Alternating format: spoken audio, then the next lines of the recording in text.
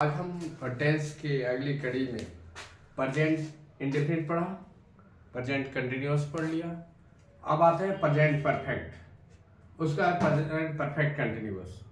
जब present perfect continuous complete कर लेंगे तो टेंस का एक पार्ट जो है प्रेजेंट टेंस कंप्लीट हो जाएगा। अब ये जो प्रेजेंट परफेक्ट पढ़ने जा रहे हैं इसका मतलब ये नहीं कि प्रेजेंट इंडेफिनिट का रूल्स भूल जाए, प्रेजेंट कंटिन्यूअस का रूल भूल जाए।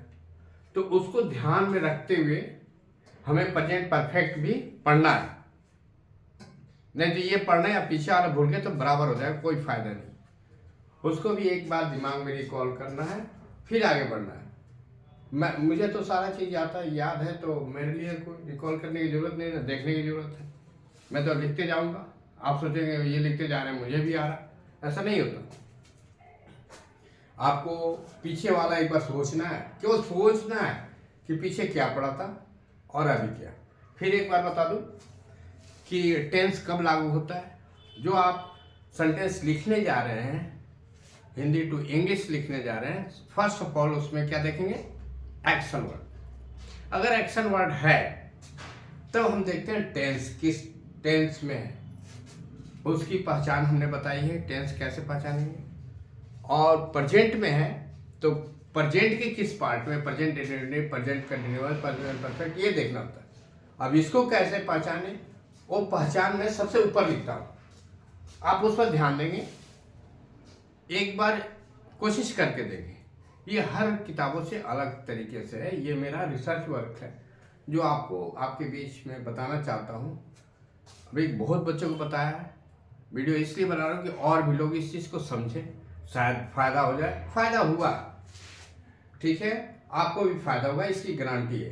तो आइए अब पढ़ते हैं प्रेजेंट परफेक्ट।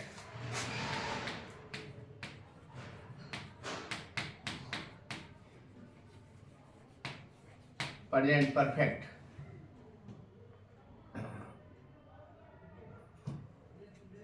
प्रेजेंट परफेक्ट पहचान क्या है इसकी। पहले पहचान, सबसे पहले पहचान को ही समझते हैं।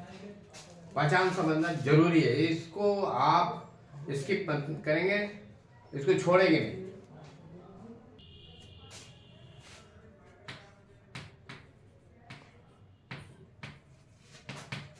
वाक्य अंत में, मतलब लास्ट में, या है,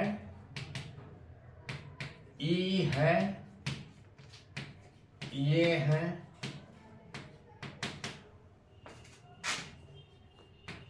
चुका है,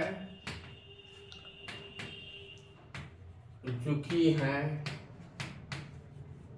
चुके हैं, आदि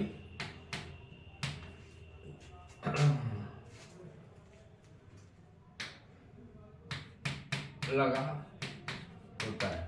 एक बात मैं क्लियर कर देता चाहता हूं, जो या है, ई है, का है, की है, चुके हैं, ये जो है ना कखा गगा का जो अल्फाबेट है, सेम टू सेम वर्ड आप ढूंढेंगे तो कभी नहीं होता।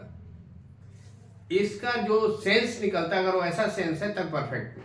कई जगह बच्चे हम मेरे से बोलते इसमें से ये ऐसी स्पेलिंग आ ही नहीं रही है, जबकि उसका मीनिंग यही है, ये का है, सेंस ये निकल रहा है, इसके परफेक्ट लगेगा। सेम टू सेम यही वर्ड कभी कभी दिखाई नहीं पड़ते, इस चीज को ध्यान रखें। जैसे वही हमारा एग्जाम्पल, राम ने आम खा लिया है, ठीक है, या है, आ गया। ये तो मेरा बनाया हुआ एग्जाम्पल है, इसमें तो आएगा ही आएगा। इसका नियम क्या है, बहुत सिंपल, सब्जेक्ट हैज है प्लस वर्ब का थर्ड फॉर्म प्लस ऑब्जेक्ट, ये होता है, ठीक है। हैज कब प्रयोग होता है अभी बता देता हूं, पहले बताते हैं, एक बार और भी बता देता हूँ कि साथ साथ सही रहे। अब इसका क्या होगा, राम ने आम खा लिया, पहले है बता देता।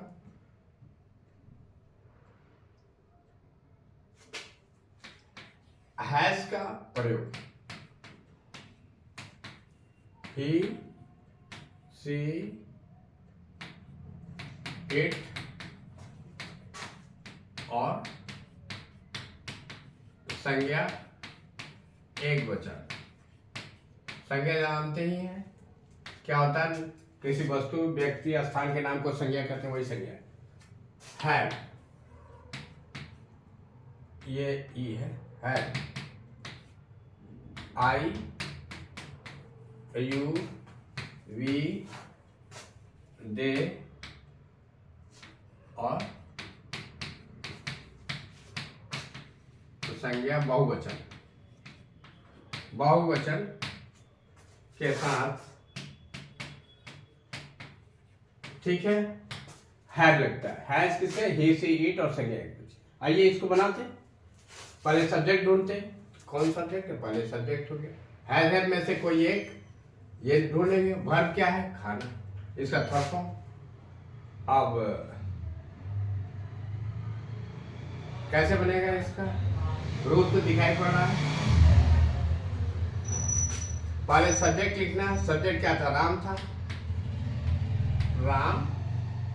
उसके बाद हैज में से क्या, हैज संज्ञा है ना, इसलिए हैज। वर्ब क्या है, ईट, ईट का थर्ड फॉर्म ईटेन, क्या चीज का है, मैंगो। ये तो मालूम है कि वर्ब के 3 फॉर्म होते हैं। आप एक बार इसको समझा दे रहा हूँ कि first form, second form, third form क्या होता है। फर्स्ट फॉर्म होता है जैसे गो, गो माने जाना। सेकंड फॉर्म होता है वेंट, और थर्ड फॉर्म क्या होता है, गॉन। उसी तरह ईट का, ईट, एट, ईटेन, ऐसे होता है। सारे वर्ब का 3 फॉर्म होते हैं। नाउन का नहीं होता, सब्जेक्ट और ऑब्जेक्ट का नहीं होता। आप समझे, सिटी का 3 फॉर्म होता है, सिटी इज द नाउन, उसका नहीं होता। वर्ब का 3 फॉर्म होता है, इस चीज का ध्यान रखें। कुछ बच्चे नाउन का भी, प्रोनाउन का भी थर्ड फॉर्म बनाने लगते हैं, सोचते हैं ऐसा है, ऐसा नहीं होता है। केवल वर्ब एक्शन वर्ड होता है, उसी के 3 फॉर्म। तो 3 फॉर्म में से किसको लगाना है, तो थर्ड वाले को यहाँ लगाना है। उम्मीद है ये इतना क्लियर हो गया। आइए अब आगे देखते हैं। ये जो सेंटेंस थे कैसे थे, अफर्मेटिव। अब कैसे देखेंगे, अब निगेटिव। निगेटिव, निगेटिव, राम ने आम नहीं खाया, राम ने आम नहीं खाया है, ठीक है। इसका नियम क्या होगा, इसका नियम subject plus has had plus not, verb का थर्ड फॉर्म प्लस ऑब्जेक्ट, ठीक है। नॉट हमेशा की तरह तीसरे स्थान पे, वर्ब का थर्ड फॉर्म ही होगा। फर्स्ट फॉर्म नहीं लगाना, थर्ड फॉर्म लगाना। तो क्या हो जाएगा, Ram has not eaten mango. ये ऐसे ठीक बना दिया। ये कैसे था, निगेटिव। अब interrogative, interrogative, interrogative,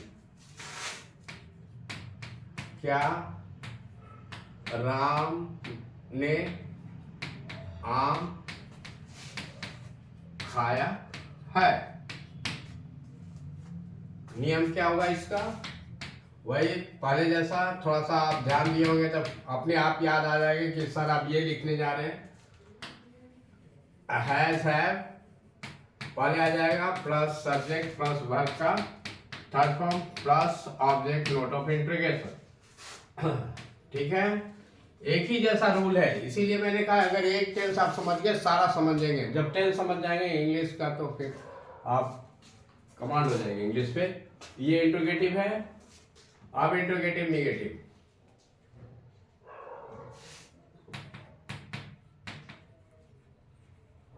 interrogative negative, प्रश्न भी रहेगा नहीं भी, जैसे क्या राम ने आम नहीं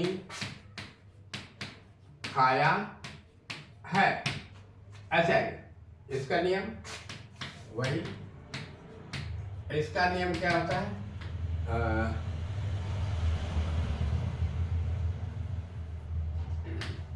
हैज हैव पहले, has have plus subject plus not plus verb का थर्ड फॉर्म प्लस ऑब्जेक्ट, ये नियम है।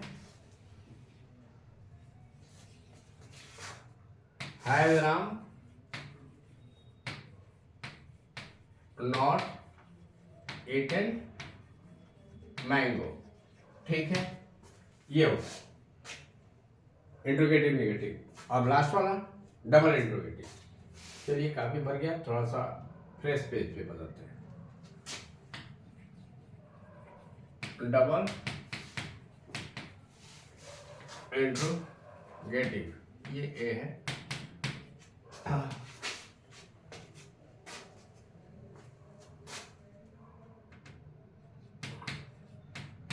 राम ने आम क्यों खाया है, क्यों आ गया इसलिए डबल मैं इसको लिखता हूं। नियम क्या हो जाएगा, WH family plus has have plus subject plus verb का third form plus object.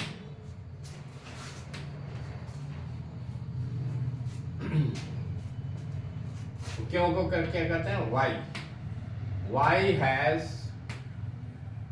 Ram eaten mango, ये हो गया करेक्ट। इसके आधार पे आप कोई भी सेंटेंस सिंपल सा तरीका से आप बना सकते हैं, ठीक है। इतना आप रिवीजन करेंगे, उम्मीद है कि आपको समझ में आ रहा होगा।